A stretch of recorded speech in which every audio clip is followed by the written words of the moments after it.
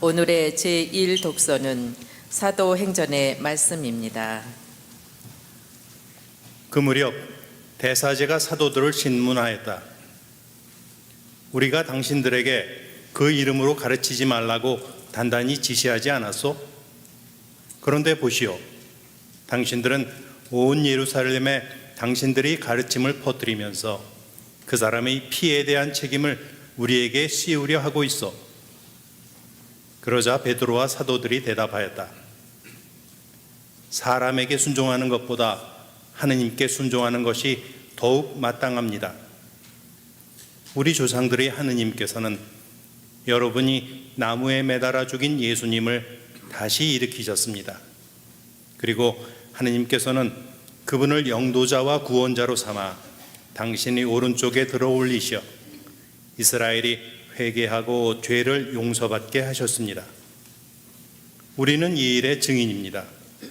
하느님께서 당신께 순종하는 이들에게 주신 성령도 증인이십니다. 그들은 사도들에게 예수님의 이름으로 말하지 말라고 지시하고서는 놓아주었다. 사도들은 그 이름으로 말미암아 모욕을 당할 수 있는 자격을 인정받았다고 기뻐하며 최고의회 앞에서 물러나왔다. 주님의 말씀입니다. 오늘의 제2독서는 요한 묵시록의 말씀입니다.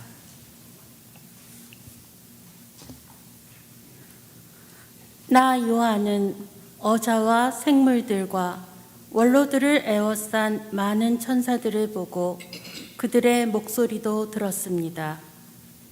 그들의 수는 수백만, 수억만이었습니다. 그들이 큰 소리로 말하였습니다.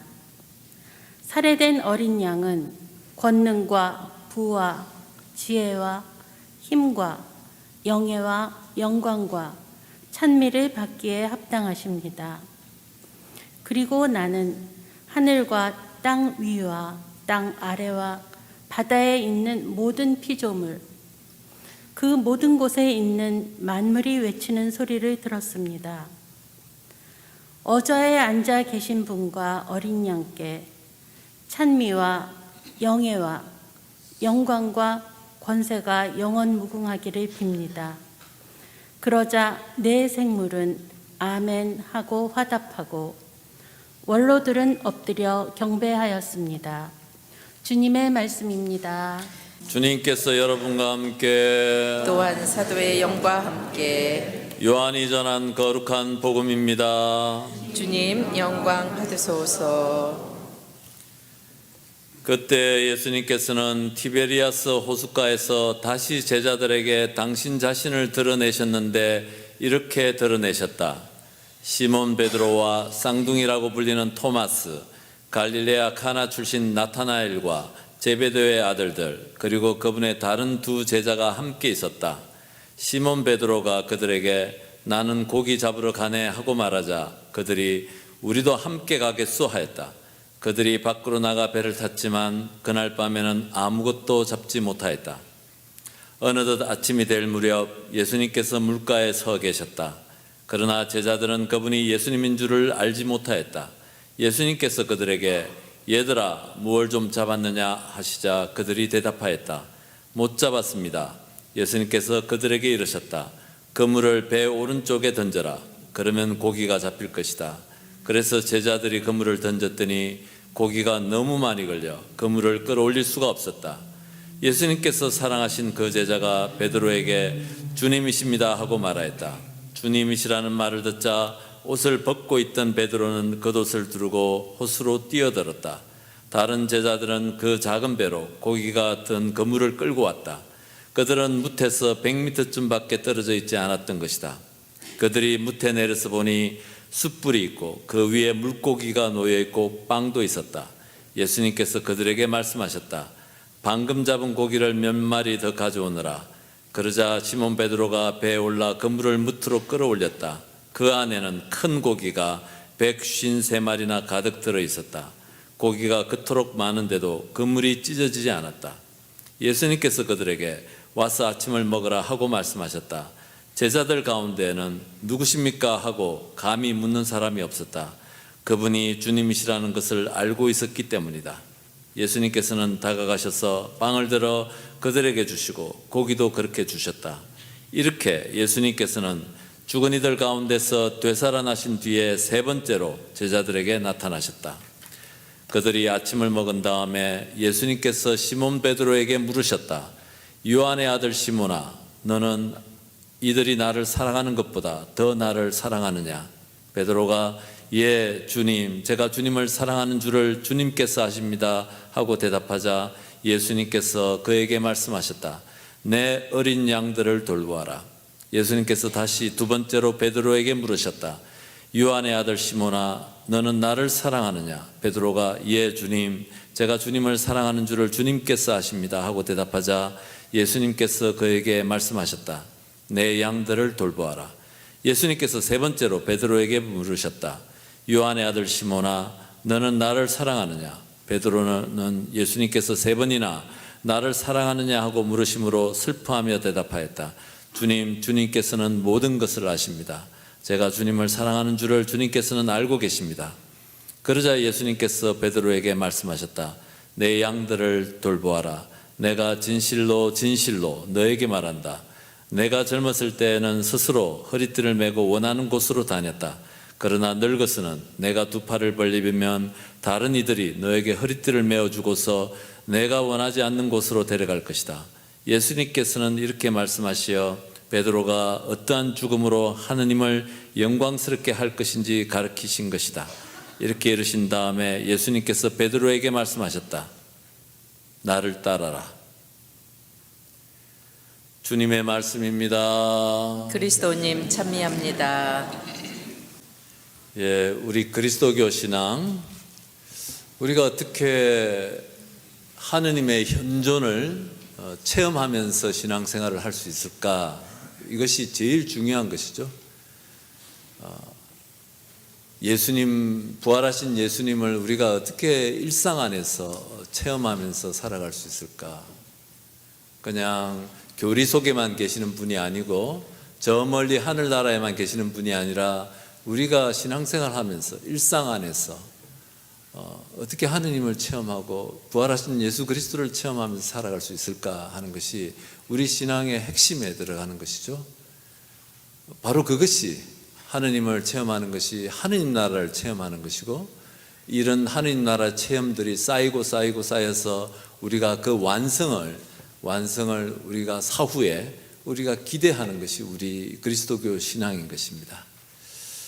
우리가 이 하느님의 체험, 하느님께서 우리와 함께 하시는 체험, 부활하신 그리스도께서 우리와 함께 하는 체험들이 가장 분명한 사인으로 이렇게 드러나는 것이 성체성사입니다. 영성체를 하는 그 순간에 하느님께서 우리와 함께 하시는 것이죠. 바로 그 성체 안에 계신 예수님을 우리가 우리 안에 모시는 것이죠.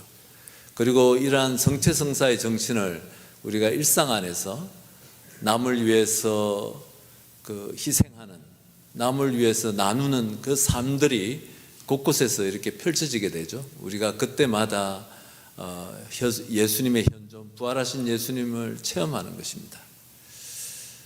오늘 복음, 부활 3주일에 들은 긴 복음 안에 초대교회 사도들이 부활하신 예수님을 어떻게, 언제, 어떤 방식으로 체험했는지를 자기네들의 경험을 우리에게 알려준다고 생각합니다. 주인공은 베드로입니다. 베드로가 나는 고기 잡으러 가네 라고 이렇게 얘기하고, 또 나머지 6명의 제자들 우리도 함께 하겠소 해서 따라가는 그 이야기 안에 베드로가 주인공입니다. 여러분들께서 주의 깊게 보셨다면은 부활 주간의 복음 가운데 베드로가 계속 주인공으로 등장합니다. 빈 무덤을 보고 마리아 막달레나가 달려가서 베드로와 예수님께서 사랑하시던 제자에게 무덤이 비었다는 것을 알려주고, 베드로와 또 다른 제자가 달려가서 베드로가 늦게 도착했지만 그 먼저 도착한 제자가 베드로가 먼저 들어가게끔 배려하고, 그래서 베드로가 무덤 안에 들어가게 되는 그 이야기, 베드로를 중심으로 교회가 움직이고 있다는 것을 우리가 느낄 수 있습니다. 오늘 복음에서도 마찬가지입니다.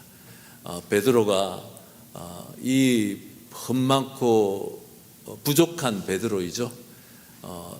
복음서 안에 등장하는 많은 제자들의 그 실수들, 무지들, 예수님을 이해하지 못하는 그 상태들 대부분 베드로를 통해서 이렇게 드러나는 것입니다.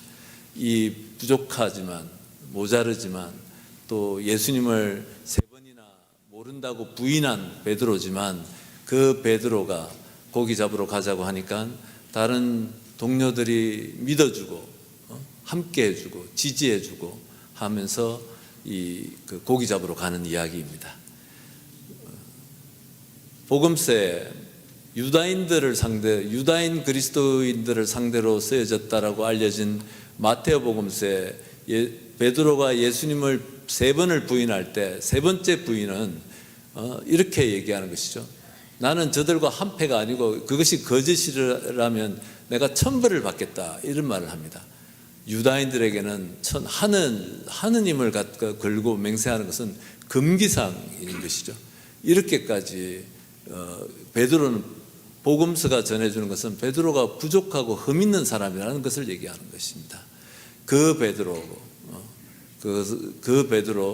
그리고 그렇게 나가서 고기를 잡으러 나갔더니 그날 허탕을 치고 한 마리도 잡지 못하고, 우리는 어렴풋이 상상할 수 있습니다. 얼마나 고기 잡으러 갔던 제자들이 지쳤는지, 좌절했는지, 그리고 추웠는지, 그리고 속으로 어쩌면은 베드로에 대한 불평과 불만, 부족한 그 베드로가 있었을지도 모릅니다. 하지만 복음서는 그 베드로를 중심으로 이렇게 움직여가고, 또 예수님께서 호숫가에 서 계시는 것을 예수님께서 사랑하시던 제자가 이렇게 먼저 이렇게 주님이십니다라고 이렇게 인식을 하고 베드로에게 알려주는 것입니다. 그리고 베드로가 풍덩, 자기가 먼저 뛰어들지 않고 베드로에게 알려주고, 베드로가 먼저 이렇게 풍덩 뛰어들면서 예수님께 다가오게 되고 하는 이 이야기들, 부활하신 예수님의 이야기 안에서 베드로가 주인공이다. 근데 그 베드로가 어떤 베드로냐면은 1000벌을 하늘을 걸고 맹세하면서 예수님을 부인했던 사람, 정말 덤벙거리고 계속 이렇게 했던 그 베드로. 저는 이 복음 안에 우리가 깊이 새겨야 될 것들이 많이 있다고 생각합니다. 우리가 보기에 부족하고 흠이 있고 또 뭔가 모자른, 내 생각과 다른 이런 베드로들이 많이 있는 것이죠, 우리 주위에. 근데 그들과 함께 하면서 지지해 주면서 의견이 다르고 생각이 다르고 그러면서도 끝까지 함께 해주는 그것을 통해서 그들은 그 공동체 안에서 부활하신 예수님을 체험했다라고 우리한테 알려주는 것입니다. 굉장히 놀라운 사실입니다. 감동적이기도 하고, 우리 인생을 살아가면서 제일 힘든 것이 사람들 관계 아니겠습니까? 나와 생각이 다른 사람, 내가 보기에는 좀 부족해 보이는 사람, 함량이 좀 미달된 사람들, 그런 사람들이 곳곳에 있는 것이죠. 우리 집에도 있고 교회 공동체 안에도 있고 또 여러분들의 친구들 사이에서도 있는데, 그럴 때마다 우리가 도전받는 것은 내 생각과 다르기 때문에 나는 쉽게 비난하고 판단하고 떠나고 단절하고 가르치려고 하고 하는 것들이죠. 그 안에서 우리는 단절과 우리는 어둠과 고통과 상처를 체험하게 되는 것이 우리의 삶입니다. 그런데 오늘 복음에서 이 베드로, 내가 고기 잡으러 가겠소, 그러니까 그게 우리도 함께 하겠소 라는 이 제자들의 대답, 굉장히 감동적으로 다가오고 바로 그 안에서 부활하신 예수님을 체험했다라고 초대교회가 우리에게 알려주는 것 같습니다. 그래서 우리가 우리 주위에 내가 보기에 좀 부족한 사람들, 끝까지 함께 해주고 지지해주고 자기 자리를 지켜주고 하는 그 안에 우리 부활하신 예수님을,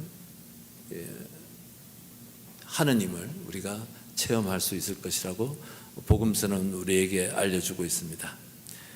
그리고 이 베드로가 3번씩이나 예수님으로부터 질문을 받습니다. 나를 사랑하느냐? 나를 사랑하느냐? 3번 질문을 받고 베드로는 슬퍼서 주님은 당신은 모든 것을 다 아십니다 라고 대답하는 이 베드로의 모습 안에서 베드로가 많이 성숙했다라고 이렇게 우리가 느낄 수 있습니다. 베드로는 처음부터 자기 생각과 자기 방식으로 예수님을 따르려고 했고, 그래서 예수님께서 순환 예고를 할 때 절대 그래서는 안 됩니다라고 예수님의 순환을 말렸던 베드로, 그리고 거룩한 변모 때 또 이 텐트 장막을 지어서 하나는 예수님께, 하나는 엘리야께, 하나는 모세께 바치겠다고 자신이 예수님을 위해서 뭔가를 해야 되겠다라고 했던 그 베드로, 그리고 예수님께서 체포되시고 잡히시는 그날 밤에 칼을 뽑아들고 자신이 예수님을 보호해 줘야 되겠다, 내가 예수님을 위해서 뭘 해야 되지, 예수님이 날 위해서 뭘 하게끔 내버려 두지 않는 베드로가 지금 완전히 180도 바뀐 태도로 예수님 발치에 앉아서 예수님을 경청하면서 주님께 맡겨드리는 신앙으로 바뀌었습니다. 당신께서는 모든 것을 아십니다. 그전에는 안 됩니다 주님, 이렇게 해서는 안 됩니다라고 말리던 그 베드로가 이제는 당신께서 모든 것을 아십니다 라고 바뀌었습니다. 이런 베드로를 보면서 우리가 배워야 될 것들, 우리가 주님 발치 앞에 앉아서 내가 내 것을 요구하고 내 생각을, 내가 바라는 것만 청하는 것이 아니라 그분을 경청하고 주님께 맡겨드리고, 내 뜻대로 안 되면 답답해하고 화내고 짜증내고 실망하는 것이 아니라 다 맡겨드리는 그 말씀, 주님께서는 모든 것을 아십니다 라는 이 태도, 베드로가 우리에게 던지는 신앙의 질문들인 것이죠. 우리 안에 우리가 베드로처럼 이렇게 서서히 신앙이 성숙되어져 가고 주님께 맡겨드리고 주님을 앞에서, 발치 앞에서 경청하는 신앙으로 이렇게 변화되어져야 되겠습니다. 이렇게 초대교회는 부활하신 예수님을, 하느님을 어떻게 체험했는가? 바로 이런 방식으로 생각이 다르고 함량이 부족한 그 베드로를 중심으로 일치 단결하고 서로 내 생각과 다르지만 지지하고 협력하고 끝까지 자기 자리를 지켜주는 이 방식 안에서 부활하신 예수님을 체험했다라고 우리에게 알려주고, 이것이 우리에게 던지는 것들, 많은 것들이 있는 것이죠. 우리가 일상 안에서 살아가면서 나와 생각이 다른 사람, 내가 보기엔 부족해 보이는 사람, 모든 사람들, 교회 안에도, 가정 안에서도, 또 사회생활 안에서도 우리 그들 안에서 어떻게 부활하신 예수님께서 함께 하시는지 그 보는 것, 그것이 하느님 나라를 체험하는 것이고, 그 하느님 나라를 갖다가 이 땅에 우리가 체험하도록 하시기 위해서 예수님께서 오셔가지고 자신의 생명을 바치셨다는 것을 여러분들이 기억하시기 바랍니다. 그래서 살아계신 부활하신 예수 그리스도를 우리 일상 안에서, 다른 형제 자매들 안에서, 부족해 보이는 그 형제 자매들 안에서 체험하시는, 예수님을 체험하시는 그런 하루가 되시기 바랍니다.